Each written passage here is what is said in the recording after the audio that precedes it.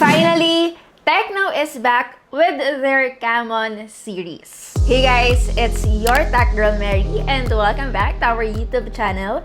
Sa wakas, yung paborito kong series ng Tecno ay nagbabalik na. I noticed Transsion is really doing well when it comes to their brands, katulad nga ng Itel, Tecno, and of course, Infinix. As you can see, the smartphone that we will be focusing on this video is yung Tecno Camon 20 Premier 5G. Not to be confused with the Tecno Camon 20 Pro na 4G and 5G. This one is actually more of their top of the line. Kumbaga, ito yung pinaka mid-range phone ng series, and yung 20 Pro 4G and 5G naman na i-launch here in the Philippines is yung kanilang budget lineup. As of the moment, hindi ako sigurado kung itong premier version guys ay ma-release dito sa Philippines. Pero sigurado naman ako na yung Pro na 4G and 5G nito ay malo-launch dito, which is yung mas mura nga. Huwag kayong mag-alala because the Tecno Camon 20 Pro looks pretty similar on this device, kaya medyo nakakalito.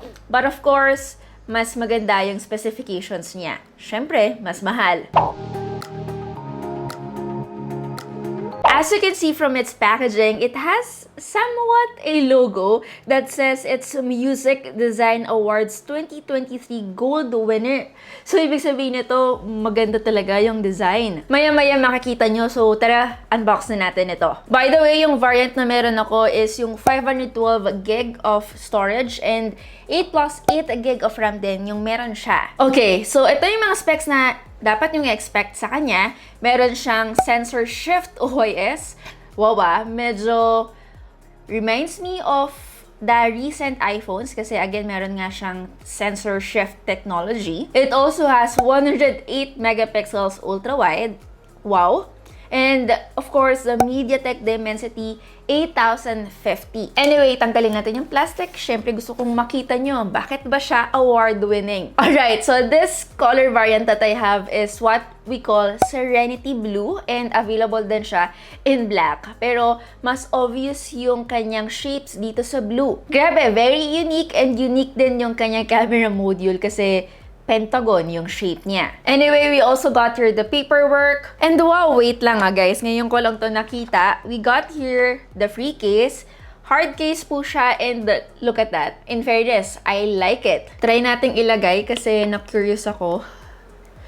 Kung kita, ayun, kita pa rin yung kanyang shapes kapag nilagay mo na yung libreng case sa kanya and very protected yung sides niya. Okay, so aside from that, we also got here the Tecno 45 watts charging cable. At syempre, nandito naman yung ating panundot, USB-C cable, and yung ating, in fairness, may earphones at USB Type-C siya.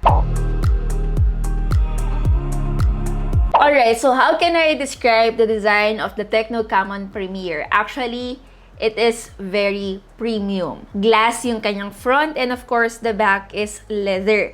Boxy design din siya just like last year's model. Yung mga cutout niya and even the camera module is pretty unique for me and adds up to the beauty and again, very odd looking but in a good way. Ito yung mga tipo or klase ng smartphone na grabe, okay na okay kahit hindi mo gamitan ng case. Wala rin itong headphone jack as usual for a mid-range device. But it does have a speaker grill below and on top, meron din itong USB-C port, SIM tray that is not expandable via micro SD card, and yung ating volume rockers and power button on the right. So if you want smartphones na built differently, I do think you will appreciate this more. Isa pa, ito ay meron ding IP53 dust and splash resistant. So yup, kahit papano, it will survive when it comes to splash of water. Before we proceed sa other specifications niya, pag-usapan natin yung kanyang cameras since this video is a camera test.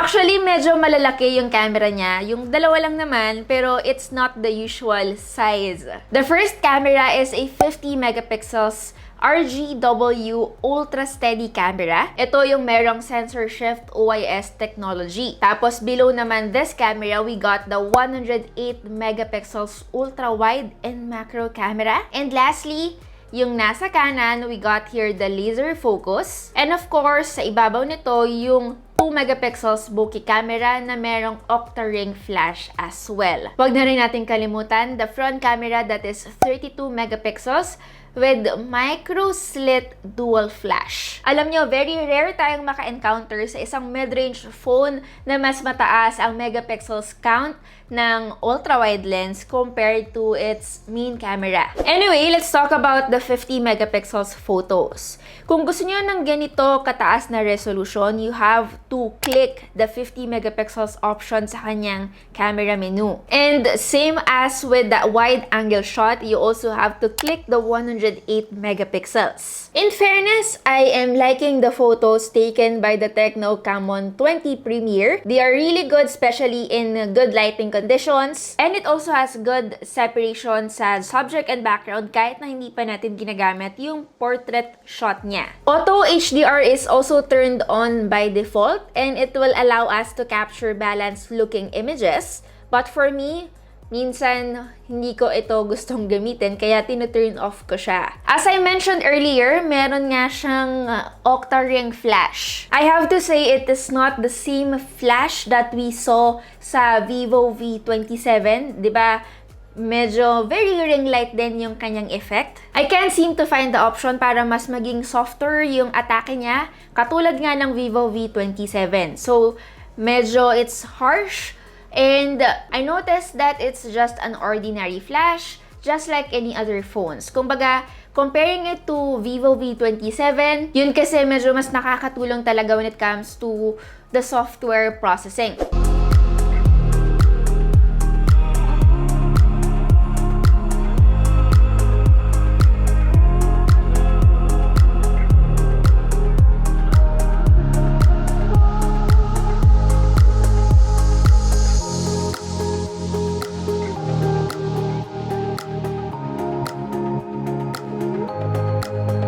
It also has a front-facing flashlight. Medyo makakatulong talaga to when it comes to dark situations. And napakaganda rin ng mga photos taken by it. Now, for taking videos, this Tecno Camon 20 Premier can shoot up to 4K at 30 FPS. And if you want to use the ultra steady option, pwede lang ito sa 1080p at 30 FPS. Now, for the front camera, this can shoot up to 2K at 30 FPS naman.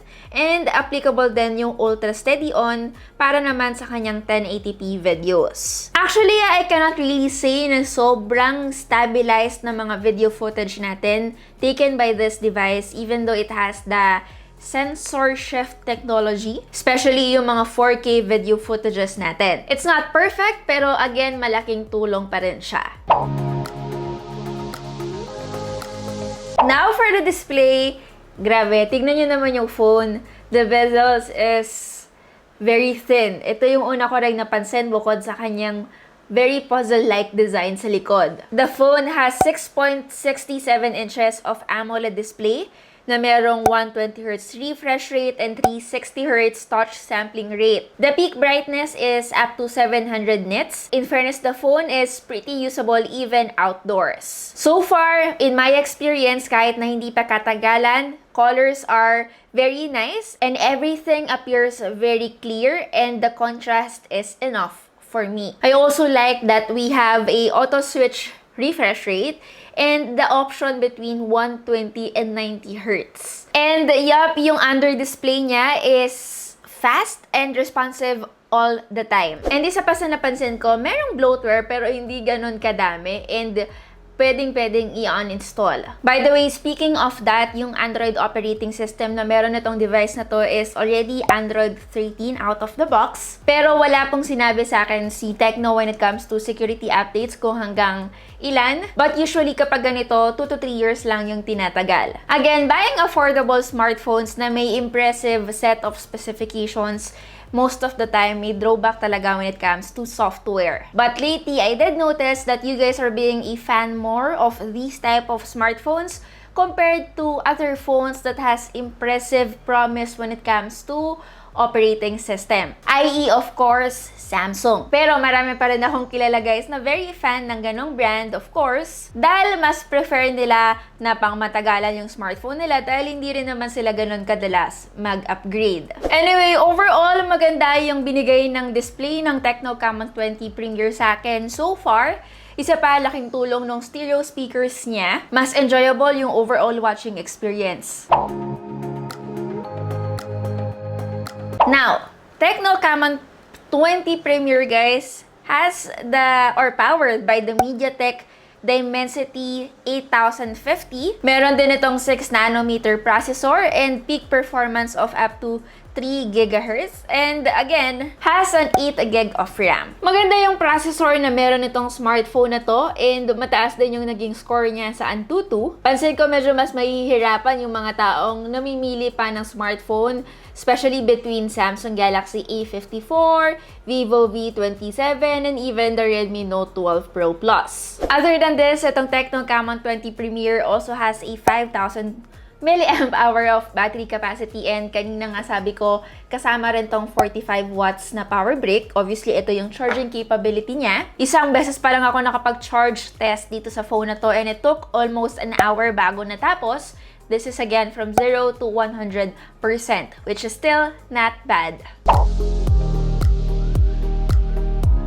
Again, so far, the Tecno Camon 20 Pro 4G and 5G yung siguradong ilo-launch sa Philippines, but I'm not sure with this version, which is yung premier version nga. So, hindi ko masabi yung final verdict natin because we don't have the peso pricing. But so far, the phone is a powerful mid-range device that I can easily say kayang-kayang lumaban sa mga smartphones na nabanggit ko kanina. Very decent din yung kanyang build quality. Although, of course, compared to those phones I mentioned kanina, this one lacks a Corning Gorilla Glass protection. In my experience, comparing din yung cameras ng Tecno Camon 20 Premier dito sa kanilang Fold that I will be reviewing very soon, kahit na mas mataas yung megapixel count nitong phone na to, mas naging okay yung performance nito kaysa dito. That is the effect of having good chipset and of course a good software. So kahit gaano pa kataas yung megapixel count mo, kung again, hindi maganda yung kanyang software, wala din. I'm not saying this phone did not perform well.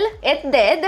But again, I'm just giving you examples and scenarios. Anyway, that's pretty much it. Hindi man ito full review.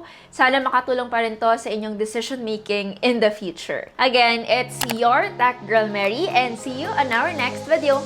Bye!